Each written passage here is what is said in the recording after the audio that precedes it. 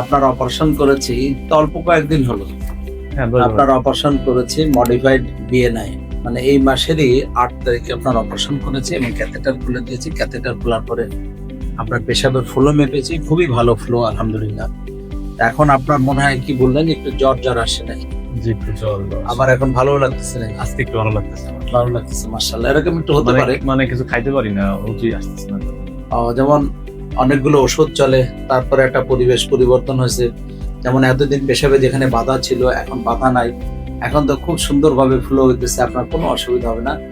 যে কোনো একটা অপারেশন শরীরের সাথে একটু অ্যাডজাস্ট হতে এবং নর্মাল ফেরত আসতে 2-4 দিন 5-7 দিন, কোনো সময় 2-3 সপ্তাহ সময় লাগে।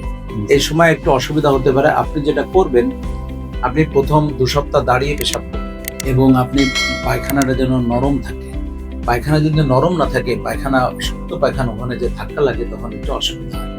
আর একটা হলো অনেক কঠিন জার্নি বলতে যেমন সাইকেল, যেমন আগের কালে যেমন সাইকেল ছিল যে শক্ত বসার জায়গা, ওইটা না চড়াই ভালো। মোটরসাইকেল অনেক লম্বা জার্নি অন্তত 2 সপ্তাহ না করাই ভালো। তারপরে আপনি অনেক কঠিন ওয়ার্ক যেগুলো ওয়েট লিফটিং অনেক কয়েকদিন না করা ভালো। তবে 2 সপ্তাহ পরে আপনি স্বাভাবিক জীবনযাত্রা, স্বাভাবিক সবকিছু ঠিক আছে। এখন আপনাকে আমি অল্প কিছু ওষুধ দিব, এগুলো আপনি